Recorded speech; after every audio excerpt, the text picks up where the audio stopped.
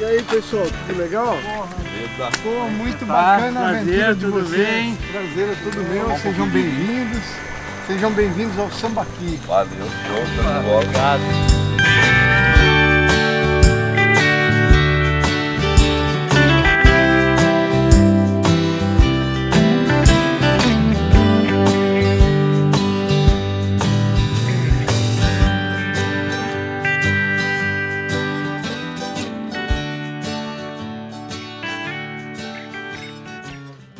Começou como um hobby, né? Eu tomei a despensa da minha casa lá, já encampei, expropriei a despensa, comecei a fazer em pipas pequenas de polietileno. Aí me entusiasmei e comprei uma pipona de 1000 litros de aço inox.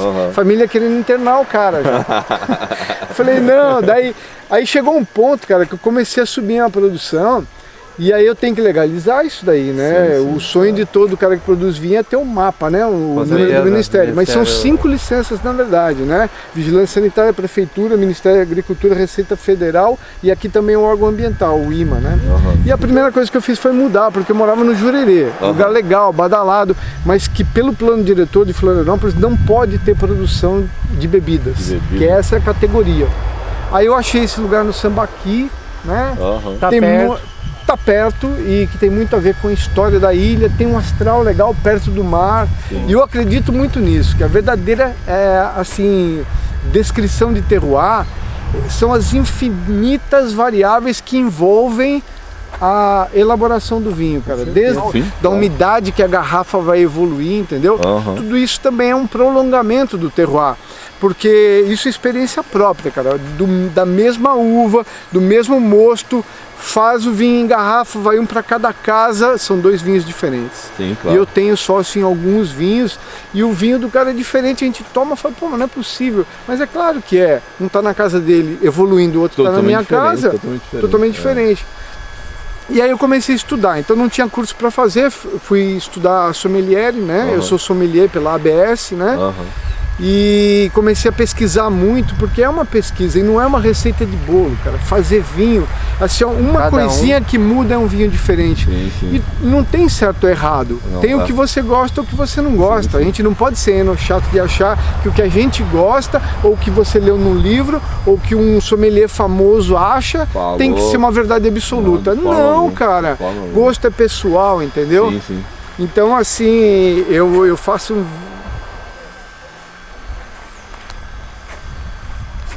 eu até me emociono, cara. Eu faço vinho com amor. Sim. Que irado. Show de bola, né? É paixão, né? É paixão. Que irado, cara. Olha, que grata surpresa, que bela história. E vamos provar esse vinho? Vamos lá. Porra, show! Que energia, cara. E ostra, né? Porque aqui também é uma das maiores fazendas de ostra. Em frente à casa já tem 2 fazendas de ostra.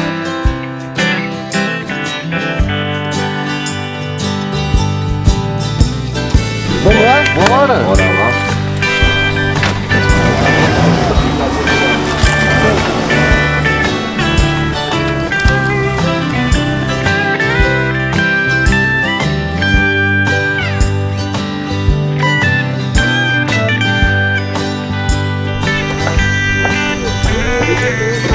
Legal, eu gosto muito do chardonnay dele.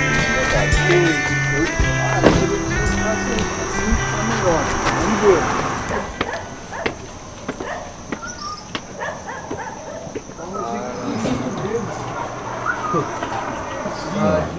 Fala, viajante do vinho, tudo bom? Estamos aqui com mais um vinhateiro, é o Lipe, da Casa Lipe. Ele vai se apresentar para vocês.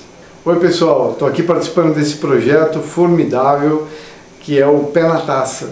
Meu nome é Juarez Lipe, sou mais conhecido por Lipe e o meu vinho é o Casa Lipe. E aí, viajante do vinho, tudo bem? João Dalma, sommelier. Estou aqui hoje na Casa Lipe e a gente está com a presença ilustre do proprietário e funcionário, porque ele trabalha sozinho, Juarez Lipe, e ele vai falar para nós agora como que começou e quando que ele começou a produzir vinho, né, que é uma paixão na vida dele.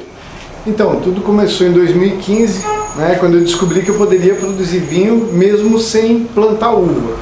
E aí eu comecei a pesquisar, né, comecei a estudar a produção de vinho e vi a possibilidade de eu estar fazendo na minha casa. Então eu comecei a fazer numa despensa que eu tinha e a coisa foi crescendo tanto, né, de um hobby, e não deu para beber tudo, né?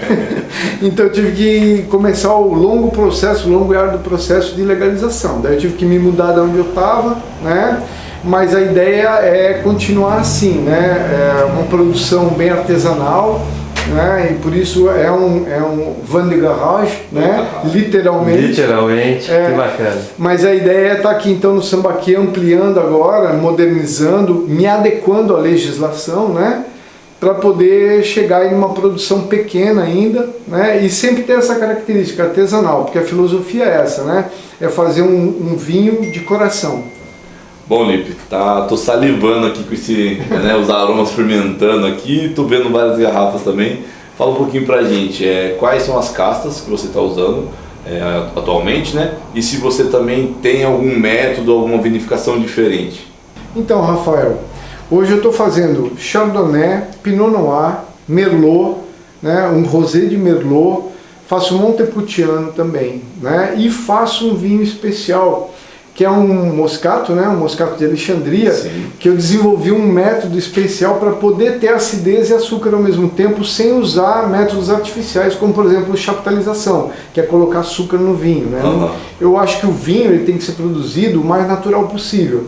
Então, não condeno quem faz, isso é permitido no Brasil, está legalizado, né? Tem regulação que fala sobre esse tema, mas eu não faço. Então o que eu fiz para ter um vinho, já que as moscatos brasileiras, né, a gente tem aí um terroir importantíssimo, que é em Farroupilha, Rio Grande do Sul, eles não dão um grau Brix necessário de maturação, né, de açúcar, que permita ter um vinho, né, com esse grau, com esse teor de álcool. Eu fiquei pensando, pesquisei e eu fiz o seguinte: eu deixei parte da produção passivando. Sim. A sombra, local seco, e ela virou uma uva passa, ou seja, ela perdeu água, né? Sim, e concentrou açúcar. Sim, eu consegui um grau Brix 35 nessas uvas. Quando parte dessa batelada, já estava começando uma fermentação lenta, controlada por temperatura. Tá. Uni os dois. Então eu tinha o açúcar, Sim. tinha a acidez, porque eu colhi prematuramente. E o açúcar natural do fruto, né? Açúcar natural, frutose, né? Só que daí eu precisava travar a fermentação. E a levedura ela é ávida, ela ela é uma estrutura monocelular que se reproduz muito, né? A cada hora, 1 vira 2, 2 viram 4, 4 viram 8. É uma produção assim aritmética, né? Geométrica. E se engarrafa isso?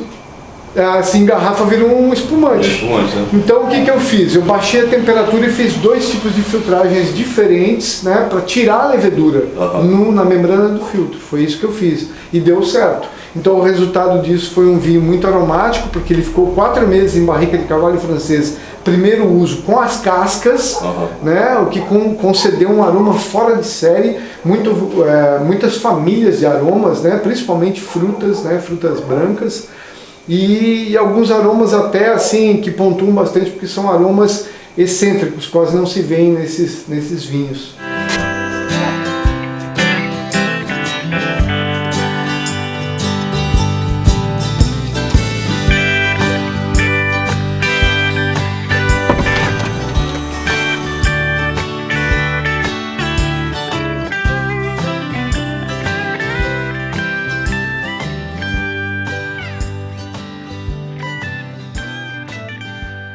Então, Lipe, fala pra gente o que você acha do momento do enoturismo no Brasil, se o brasileiro valoriza, se o estrangeiro acaba valorizando mais.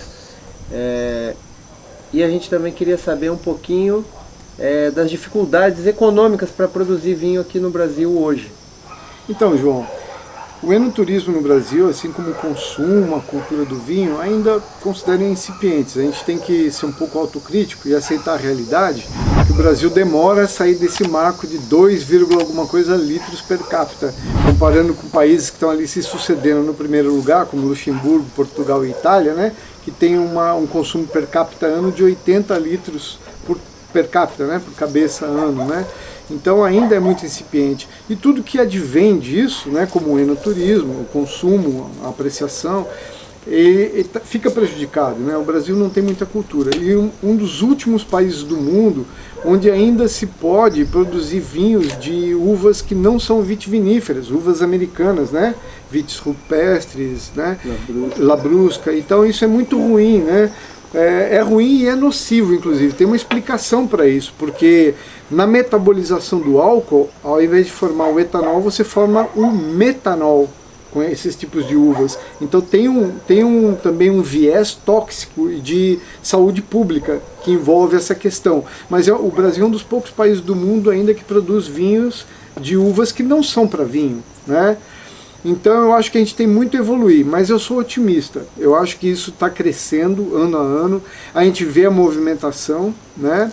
E eu faço parte de grupos aqui em Santa Catarina, né, que trabalham a cultura do vinho. E a gente vê que cada vez mais pessoas se interessam, pessoas gostam. Agora tem o fator clima, né? Nosso país é um país tropical e muita gente também não liga o vinho ao calor, quando você pode tomar um espumante, um vinho branco, né, numa temperatura menor. Então é uma questão cultural também, passa por isso. Enquanto em países como a Itália o vinho faz parte da refeição, no Brasil ele é tomado sozinho, né, sem harmonização. Então é uma questão cultural. Então, mas eu vejo com bons olhos, eu sou otimista, né? Eu acho que isso está crescendo, está melhorando e vai melhorar cada vez mais com pessoas como vocês, né? Fazendo esse trabalho de divulgação. Parabéns. Já em relação ao preço, o produtor brasileiro ele sofre muito, principalmente com taxação de impostos, né? Eu li uma matéria de um sommelier que mora na Inglaterra, eu respeito pontos de vista, mas eu achei fora da realidade, onde ele falou que o preço do vinho brasileiro tem um preço político, ou que o produtor quer ganhar muito. Não, não é bem assim, né? Na França é comum produtores que elaboram vinhos e não têm plantações, né? Já no Brasil isso daí é muito difícil. Para você elaborar um vinho não ter na produção, ou seja, já acrescentando um valor agregado de custo da produção, você produz uma garrafa com R$17, R$24. E hoje você consegue entrar num supermercado e comprar um vinho chileno a R$23, né? Então esse incentivo que o Brasil dá, né, de impostos para o Mercosul, e agora também começou com a Europa, né? Portugal foi um dos primeiros países, né? Isso daí é desleal. Eu acho que o governo deveria ter um pouco mais de olhos para o produtor brasileiro, sentir as dificuldades, principalmente com relação a impostos, porque aqui acontecem taxações sucessivas, né? Você paga ICMS e paga imposto de produção de produto industrializado, que é o IPI, né? Paga taxas municipais de serviço. Então são vários impostos, não é imposto só como nos Estados Unidos, que você produz tem uma alíquota única. E isso acaba fugindo ao controle, né? São várias alíquotas, até o próprio produtor se perde. Mas hoje eu garanto para você que o pequeno produtor, metade do custo dele, do produto no mercado, é de impostos, né? Então eu que estou começando aí a me legalizar tal, eu estou vendo que a carga é muito grande. Se a gente não tivesse realmente amor à camisa, não desistia. Então, Lipe, você já, né, faz alguns vinhos aí, a gente acabou de ver. Você falou desse processo que você faz diferente, mas uma coisa que a gente quer perguntar aí para todo produtor, sei que é um pouquinho difícil, mas do seu portfólio hoje, qual que é o seu favorito? Qual que é o seu xodó? Meu xodó? Então, eu gosto de vinho, todo tipo de vinho, né? Mas eu tenho uma queda pelos tintos. E aqui Santa Catarina tá descobrindo, né? E está correndo atrás de um tempo porque ela investiu em vinhos franceses e agora está começando a investir em castas italianas, como Sangiovese, Montepulciano, né, Rebolo. E aqui eles estão se dando muito bem com esse solo, com esse clima, com essa altitude. É um vinho diferenciado da Serra Catarinense, né? É uma uva diferenciada. Então eu diria que o meu xodó é a Montepulciano. Por quê? Porque a Montepulciano, lá onde ela é originária, né, em Abruzzo, na Itália, Mar Adriático, ela é um vinho do dia a dia, né? É um vinho para o almoço, um vinho para a refeição, um vinho sem muita expressão, né? Médio corpo, médio álcool, médio tudo. No Brasil, em Santa Catarina, em Urubici, em São Joaquim, não.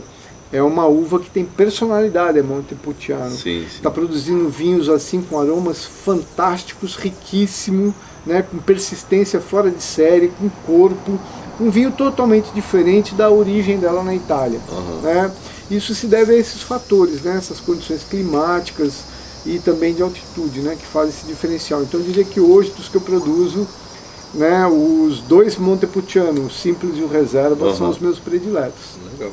E você acha que no mercado hoje, embora já um mercado crescente de consumo de vinho no Brasil, pequeno, mas crescente, a gente é otimista também, você acha que o fator não produzir a própria uva, né, não plantar, e você comprar a uva de alguém para fazer o seu vinho, dentro dos seus padrões de qualidade, você acha que isso atrapalha na hora do consumidor escolher o vinho na prateleira?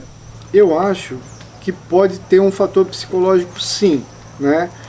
Mas provando o vinho, tudo se transforma, né? Porque o vinho é muito pessoal, né? O vinho ele não está preso a dogmas, ele não está preso a notas, né? Ele não está preso a colunas de jornais. Então, assim, o vinho tomou, gostou, né? Então, assim, tem um lado bom e um lado ruim de não ser produtor. Qual que é o lado bom? O lado bom é que eu escolho os melhores terroirs. Eu vou, visito, provo o que eu gosto e produzo o que eu gosto. Pego os excedentes de produção, porque hoje no Brasil a gente ainda tem excedentes de produção, mesmo das grandes vinícolas, né? Aliás, eu não compro de grandes vinícolas, eu compro daquele produtor, né, que faz também aquele vinho singular.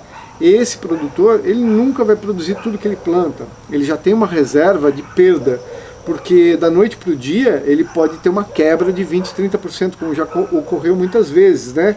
Dá uma chuva de 3 dias e vai ter ali uma botrytis, né? um fungo, um bolor, que não é cinerea, né? Que não é a nobre, e aí ele vai perder 30% da produção. Então ele precisa ter esse resguardo. E eu vivo dessa gordurinha, né? Eu vivo desse resguardo dele, que daí quando ele vai colher foi um sucesso, ele pode vender para mim.